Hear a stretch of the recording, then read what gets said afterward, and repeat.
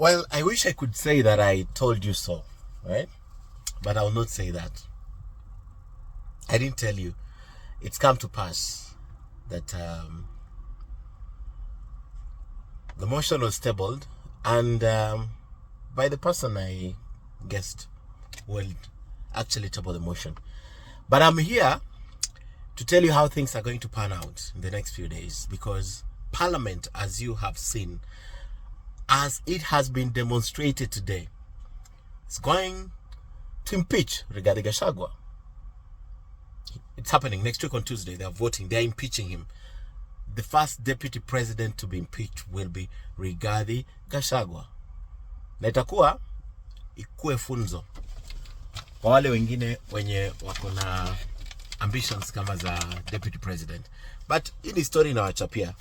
So let's now talk about Rigathi's option now that the motion is before Parliament. One, today is Tuesday. I see Rigathi resigning by Friday. Why? He has to protect, he has to self-preserve, he has to protect his ambitions, because he's tested the pie and he knows how sweet it is. So he'd want to be president someday.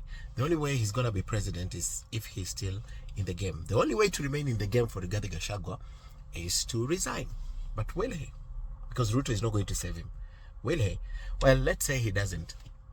Then full process next week on Tuesday, he's impeached. Then on Thursday, Speaker of the Senate, Amason Jeffa-Kingi, receives the bill or the motion. And now the process of validating what National Assembly had done begins. They'll even call for public participation in form of memorandums and all that. Senate, take it from me, will impeach Rigathi Gachagua, because that's how it is. So let's say that happens, right? What happens? He will never be eligible to run for any elective position in this country again, to hold a position. So that's why I'm saying that he has to resign. I'm giving him until Friday. He will resign. Then, what happens next? Because if he resigns, have you seen the petition? Inbox me, I'll send you the whole copy. Look at it. There are criminal charges. There are criminal charges against Rigathi Gachagua. He'll be taken to court. If he resigns, they're taking him to court on those criminal allegations. Money laundering, abuse of office, using his office for personal gain, all those things. They are able to take him to court. They'll charge him.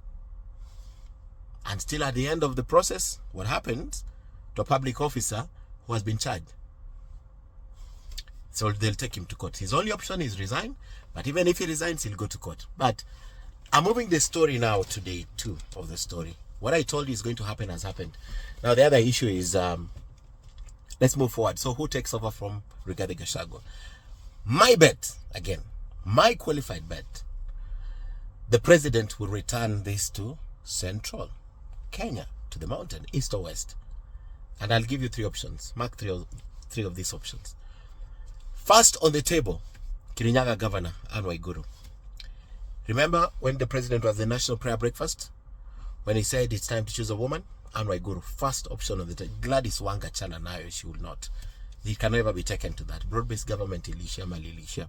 So not Gladys Wanga. Second on the table, this is a surprise, but the most intriguing and interesting. Kimani Ichung'wah, number 2. Number 3 on that list, who to me, not because of any bias, is the least favorite, is Kithure Kindiki. Yes, he could be next deputy president. But I think in the grand scheme of things for the president, he has to appease the mountain. Where does he go? East or west? Kirinyaga is the safer bet.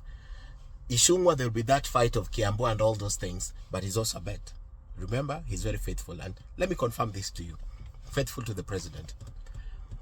You remember before the broad-based government, John Mbadi, when he was somewhere huko kwa huko Suba kwetu huko, what did he do?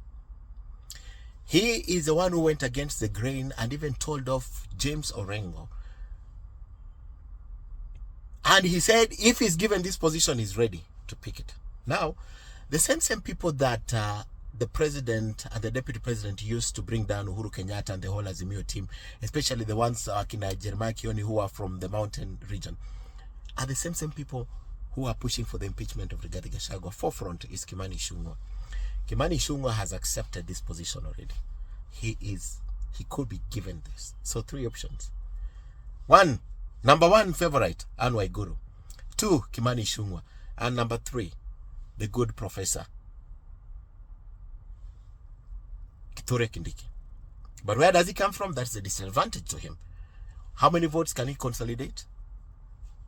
That's a disadvantage, but top 3. Take it to the bank. I work for KTN. Watch, by the way. If you want to know all these things are true, keep watching KTN. I'll be on air tomorrow, Wednesday. We'll tell you more of this. Impeached. It's happening.